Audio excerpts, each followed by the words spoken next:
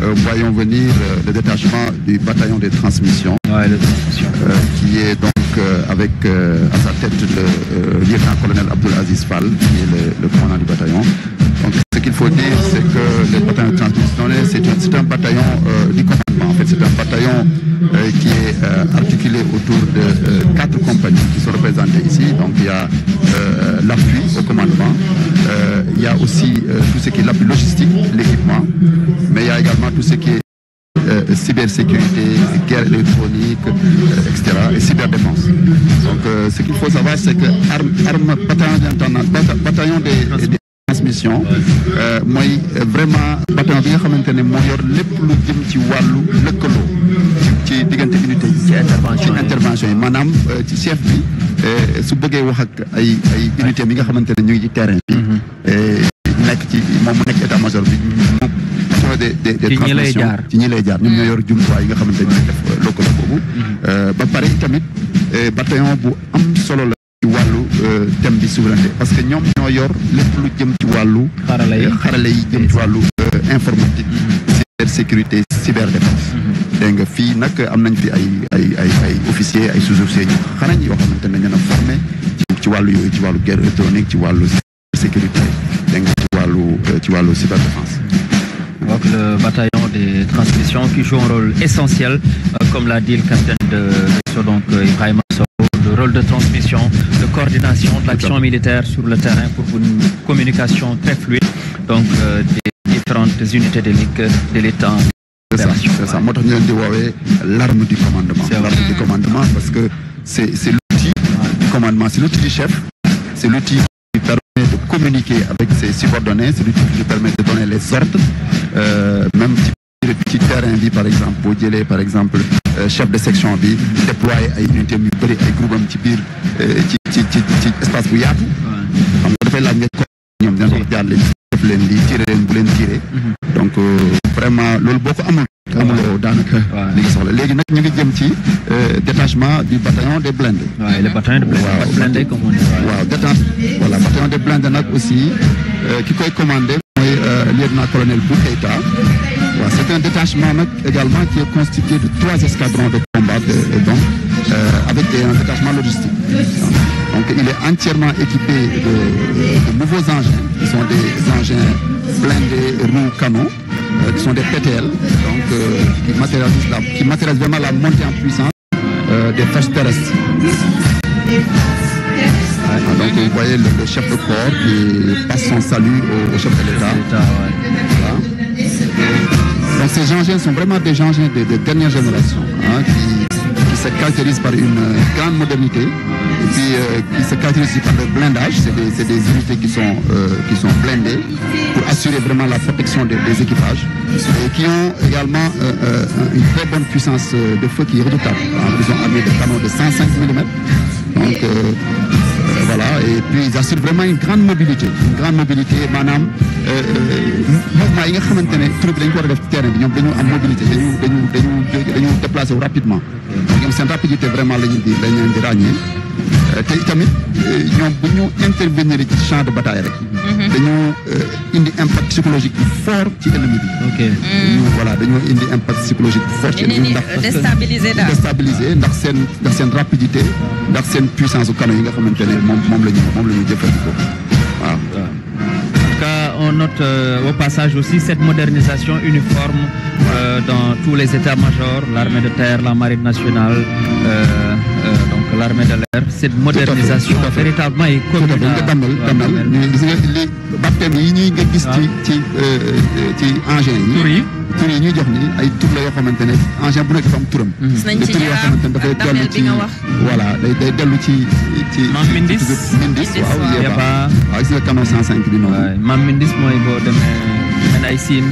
Voilà donc terroir c'est les terroirs. Kadialo c'est les terroirs voilà ñoom la. parce que l'armée nation mooy armée nation et puis aussi xam nga boo jëlee jumtuwaay armée maanaam muy char wala muy bateau wala muy dara dafa mel ni rek portion territoire Sénégal nga nekk maanaam boo ci nekkee dafa doon loo xamante ne dafa yow engin bi nga nekk wala bateau bi nga nekk dafay mel ne yaa ngi foofu mais loolu laa bëggoon a souligner par exemple da ngay nekk fu mel ni Waalo day mel ni yaa ngi Waalo ndaxte fa loolu la donc véritablement c'est le concept Armée Nation qui est matérialisé.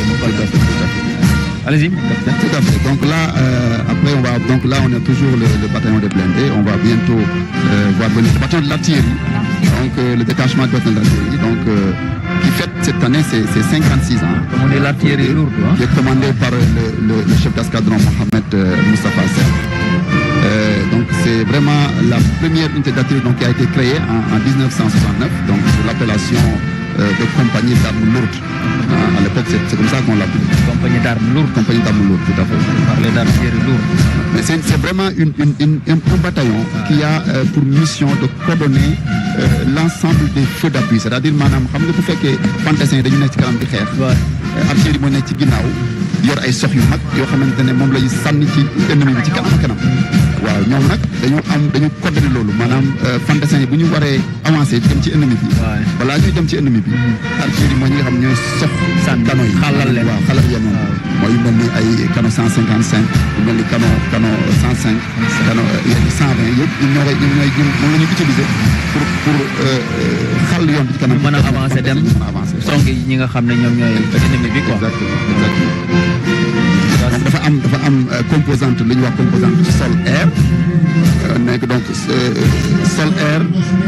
sol air mooy maanaam composante bi nga xamante ne mooy sox yi jóge ci suuf ngir abattre roplaan yi waaw donc sol air maanaam voilà mooy da nga jóge ci suuf voilà donc kii mooy commandant artillerie mooy lieutenant commandant Seck mooy Moustapha Seck lépp lu jógee ci suuf rek daal di jëm ci kaw waaw léegi xam nga bu fekkente ne da nga sol air bu fekkee da nga am ay menaces yoo xamante ne dafay jóge ci jaww ji dafa am ay canons yoo xamante ne ñoo nekk ci suuf ñoo koy song donc loolu mooy escadron mooy composante sol air donc composante sol air mooy liggéey donc mu am composante sol maanaam ay canons yoo xamante ne ngay sox bu jóge ci char wala bu jóge ci canot dem ci benn char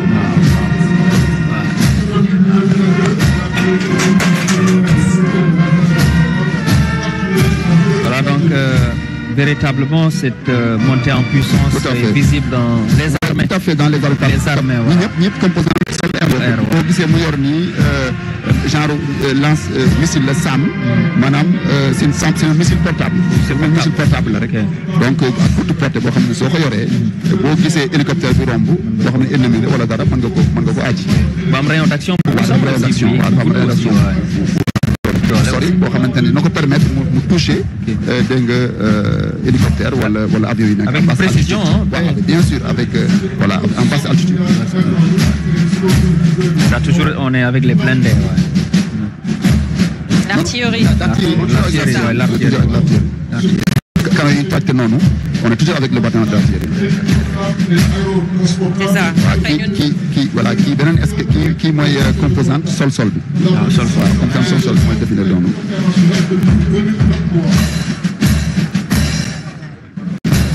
Kii nag force de frappe vraiment force de frappe armée sénégalaise ci la quoi parce que boo xoolee.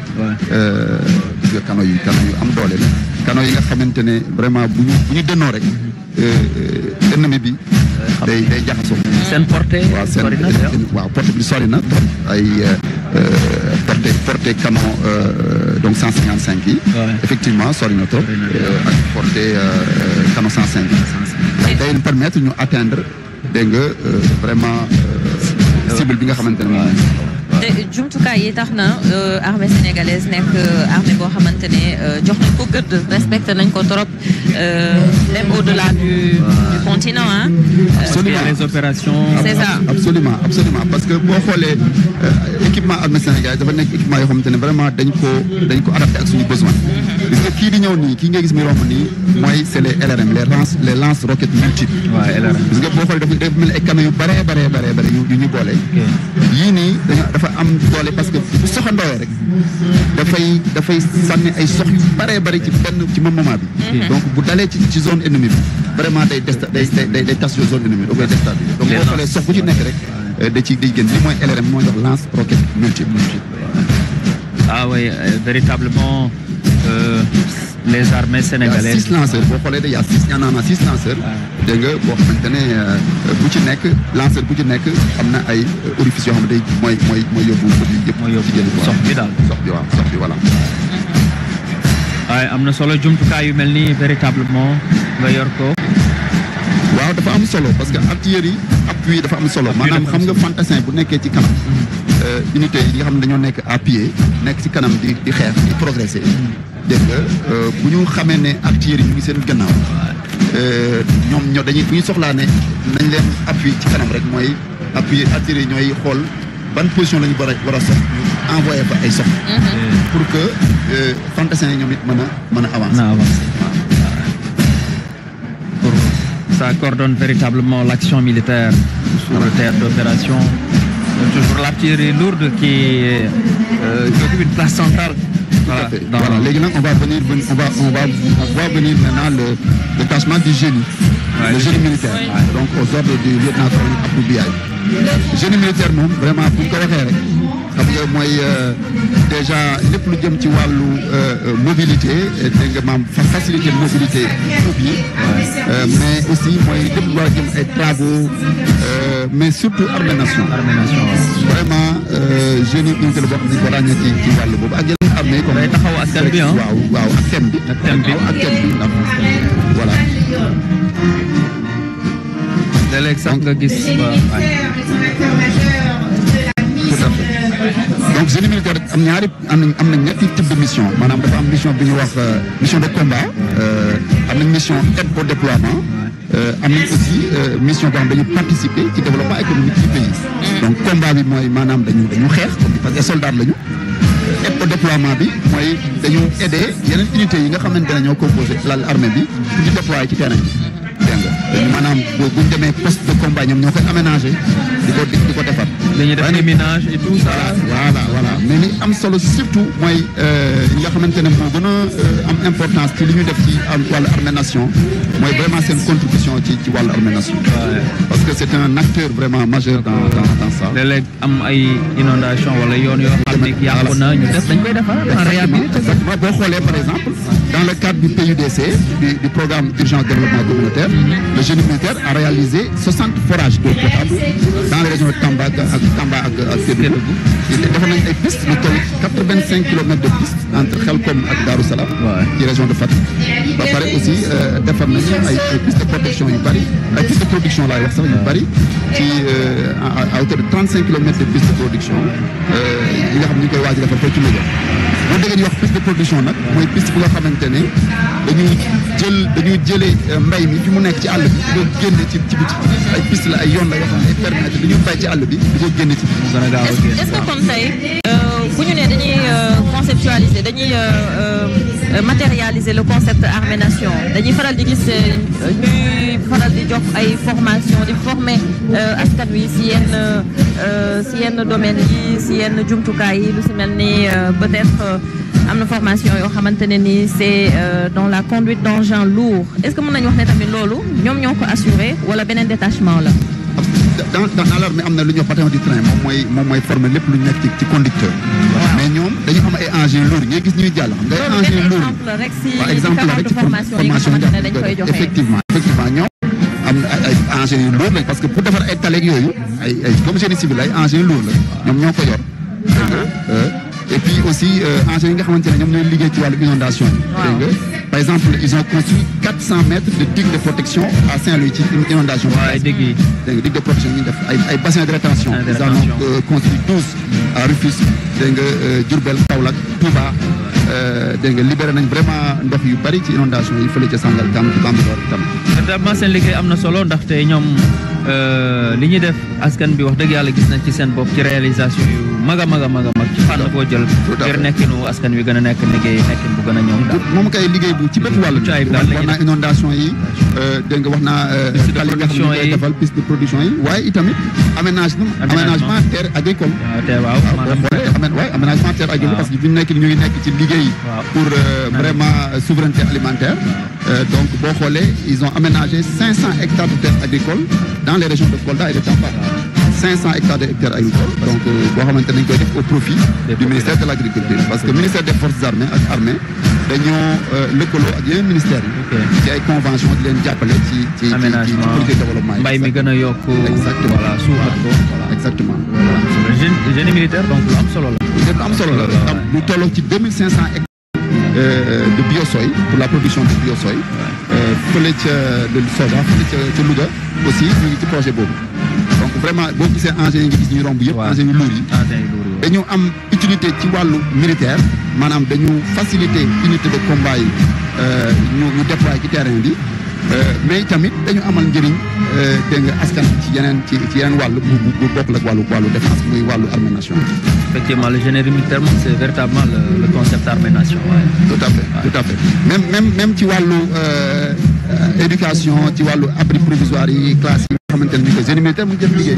Maintenant capitaine ñi c'est